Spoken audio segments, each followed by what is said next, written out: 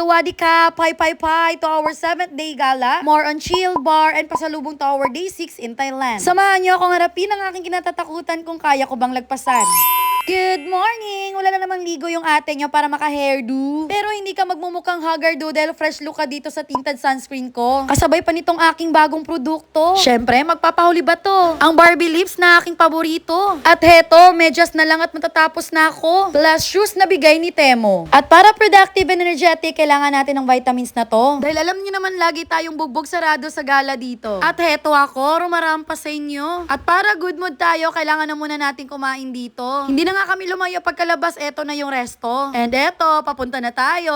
And our first destination is the King Mahanakhon. At hindi ito nawawala sa listahan kapag pupunta ng Thailand. Eto yung sikat na skywalk kung saan maglalakad-lakad ka sa taas na makikita mong view sa baba na nakakatakot. Well, for me, part ito sa phobia ko. Well, sa iba, okay lang, chill lang, sana all. At sobrang happy kung si Bobby yung nakasama ko dito. Guys, sobrang ganda dito. Tsaka ang lamig. Kinabahan kami kasi umulan. Kapag daw umuulan or medyo parang uulan, is hindi daw matutuloy. So hanggang ilang floor lang ang allowed. So dapat maabot naman 80 plus ata ito na floor. Oh my God, we can do this. I'm really afraid of heights. But sabi nga nila, conquer your fears.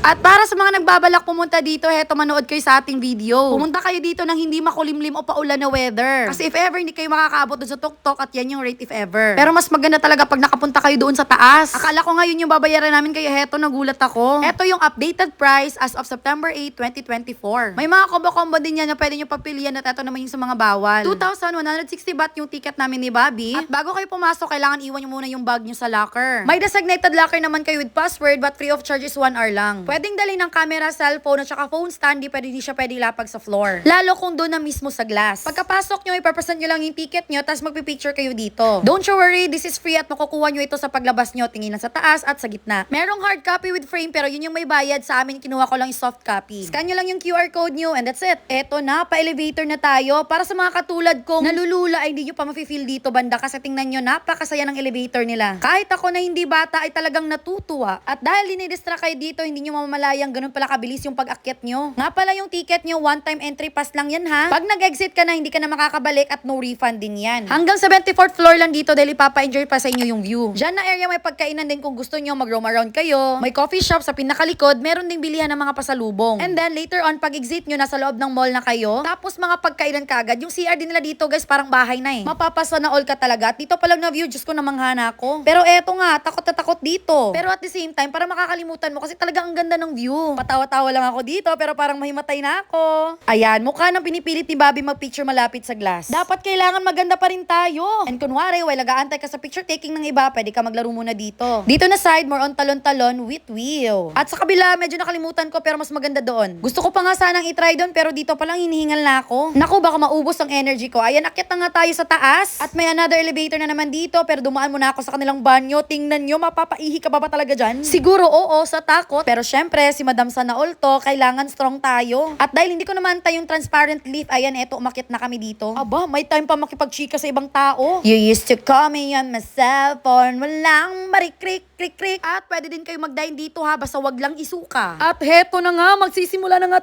tayo. Binilisan na nga namin kasi tingnan nyo naman yung langit. Kailangan talagang hindi ma-thank you yung ticket namin, napakamahal pa naman. Yawa! Diretso na.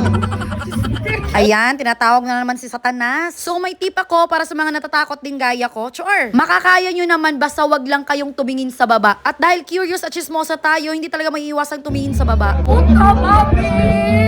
Huwag kang tingin sa ilalim. At dahil may nakita akong babae na pa-picture dun sa dulo, syempre pumunta na din ako. Ex-senadora talaga itong palda ko. Dali daw. Di lang ko mulingi.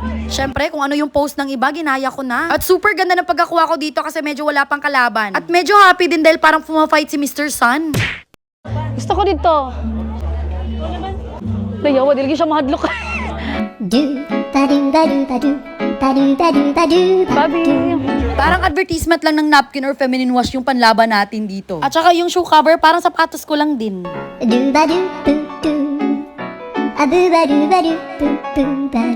Oh, madam, wag mo na ipagpatuloy yung plano mo, oh. Go, go, go! Eto, dito makakapag-aura ka din ng hindi masisira ang iyong mukha. Bobby, may nag-picture. Yung biglang bumilis kagad yung lakad mo dahil nasagip ka sa camera ng nagpipicture na magbarkada. Wag kasi chismosa, wag nang lumingon pa. At dito, sinita kami sa aming camera, kaya nag-separate picture na lang kami ni Bobby. Wala kaming video na kaming dalawa. At buti pa yung hubby ko, nag-i-enjoy sa kanyang view. After dito, umakyat pa kami para dito na view. Ang ganda na sana, kaso may tumakbong bata. Nakakatuwa. Dito na din pala ako nag-entry ng isang TikTok dance, at alam kong nakita nyo na yon. Yung maybe this time, at mostly sa mga nag-react, yung mga napag-iwanan ng panahon. Ang pogi ni Bobby, ayan for the view, at ayan na naman si ate, at ako naman naghahanap ng pwesto dito sa likod. At thank you dahil nakapag-entry pa ako ng isang video bago umulan. Guys, sinabutan tayo ng ulan, but good thing kasi nakapag-photo and video na tayo doon. So, we don't have to worry. Kaya lang, hindi lang namin siya may-enjoy bongga because may plan pa sana kami kumain inside, but we need to hurry inside dahil mababasa kami, nagsitakbuhan yung mga tao. At hindi na iaalo kapag basa na yung glass. So, yun. At eto yung free video na makukuha nyo upon exit. May mga picture din to pero hindi ko na sinali dito. Si King Manakon po ang tallest building dito sa Thailand. At kumain na kami sa baba. This is mango sticker rice. And this is my first time trying this. Also Bobby, right? And they have two choices for you to choose with. The black one and the white one. But ito daw yung pinakamabenta. How to open this one? Oh, my mistake. Hindi ko nakita may something pala dito. down. Is this? Akala ko parang ganyan-ganyan pa. Mix-mix pa ba? Hindi ko alam. After dito, hindi na nga kami nagtagal dahil baka hindi ko maabutan yung pratunam. Isa to sa mga murang bilihan ng pasalubong. Happy, tay. At ganito kabibo ang area sa Kausan, pipili na lang kayo dito. So ganito daw mag-bar ang party goer versus dancer. And here's our day 6 here in Thailand's expenses at yung mga nakaka-cover dyan. Yan yung sa mga binibenta ko, ibebenta at susuotin pa lang bago ibenta.